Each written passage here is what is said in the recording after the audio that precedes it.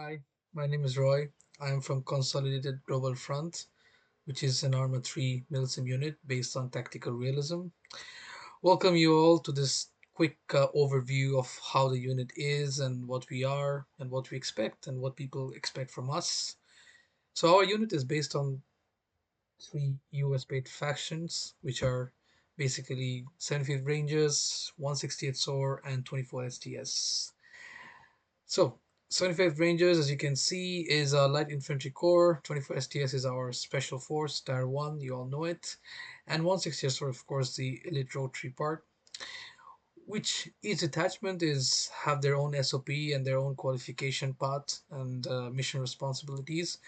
But together we have a common unit-wide framework that we operate with, and we make sure that we stay in sync with each other. Most of our ops and campaigns are persistent in nature, and it's often inspired by real-world conflicts and evolving geopolitical scenarios. So whether you are new to Milsim or you are a veteran, you will definitely find purpose to our various qualifications that we run and various weekly engagements that we do per detachment. Well, I know you have always been also been in the Discord server. You can check on the Discord. There's a bunch of information about the timings. We mainly run our hit times is on Saturday, May 1900 CT. It might be different for EST players and players from Asia, but that's the time we follow because our servers are based in EU. Therefore, we follow EU time zone. And then we have unit trainings, or you can say training cycles, that are conducted occasionally to maintain operational readiness. A quick requirements to join is 16 plus, own legal copy of Arma 3, have a working microphone. So, yep, no, we value maturity, team coordination, and long-term development, both in Beyond Arma 3. So if you're looking part of something structured, dynamic, and community-driven, we are ready to welcome you to the front anytime, any day. So here's a bit information about the unit. This is our logo. What you can do is when you join the Discord server and when you're fully enlisted, you can go to our Arma 3 units, this particular URL, CGF Milsim, and you can in this part it'll be something called join, so you have to click on that and then you can get this patch on your shoulder inside the game as well. So make sure you join our Arma 3 units page as well to get the patches.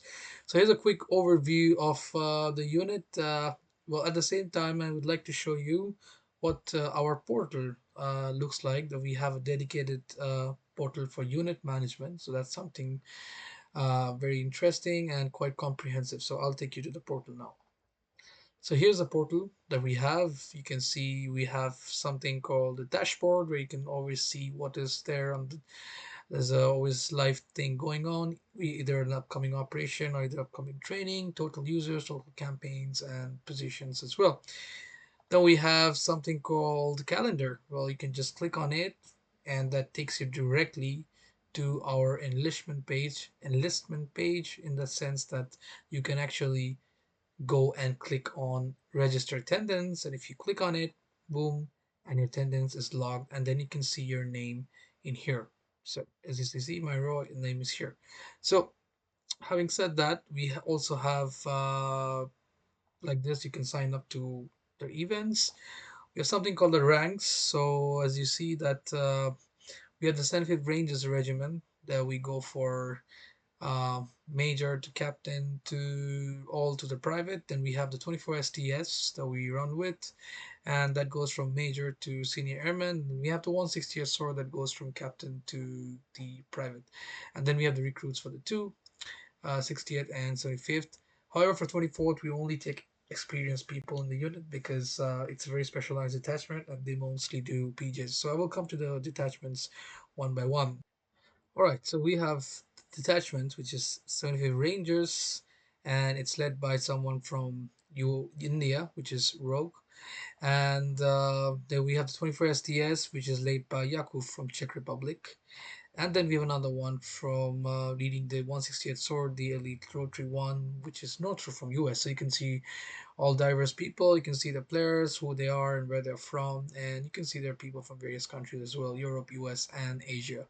So yeah, we're kind of diverse unit, and we have the ranks as you show. We got a bunch of awards that we give to the people when they reach a certain stage of achievement. Then we have some qualifications which we call MOS, and basically run those qualifications. Certificate ranges has MOS qualifications going from infantryman to the indirect fire specialist, and then you have 24 STS also, and same as 24 STS and same as 168 SOAR.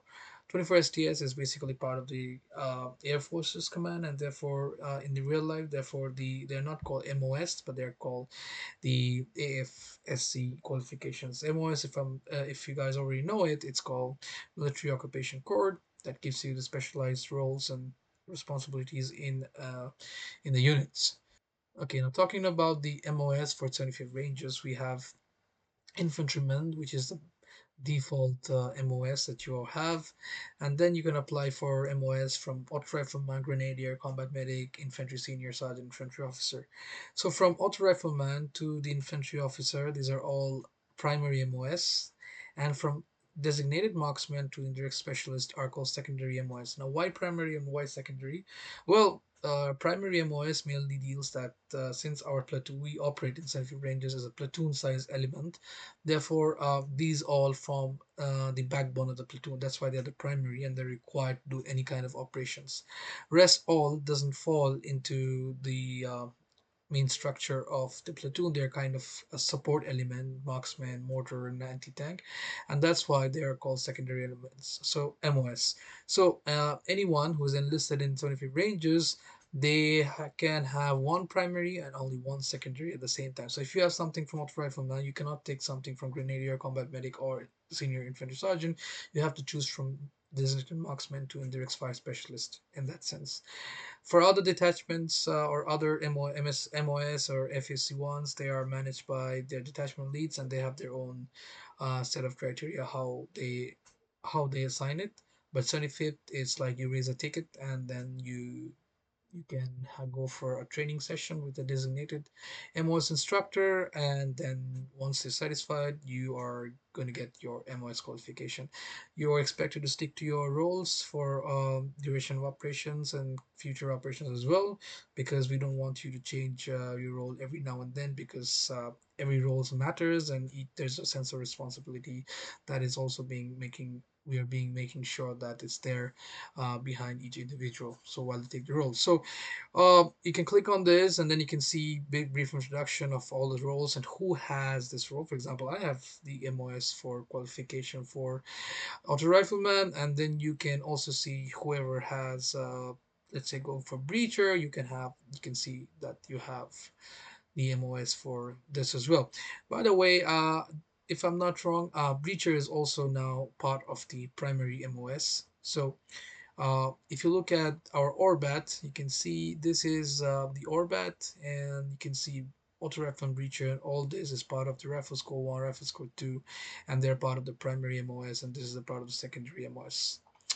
Well, this document is already being shared in the Discord server. It will be when you fully enlist, and you can see we have a bunch of kit lists that you are allowed to use in our operations, nothing outside it, except for a couple of changes in smokes or stuff on the discretion of the platoon lead.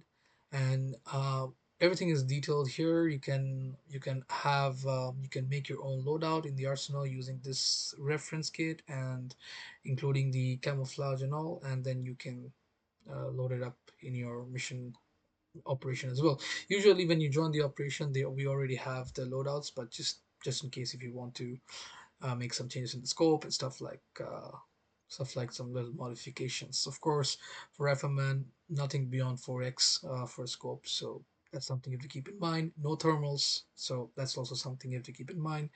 Regarding one more thing is regarding the Grenadier. We are here. You can see this is an under barrel launcher, but you can have a standalone launcher as well. That's up to you.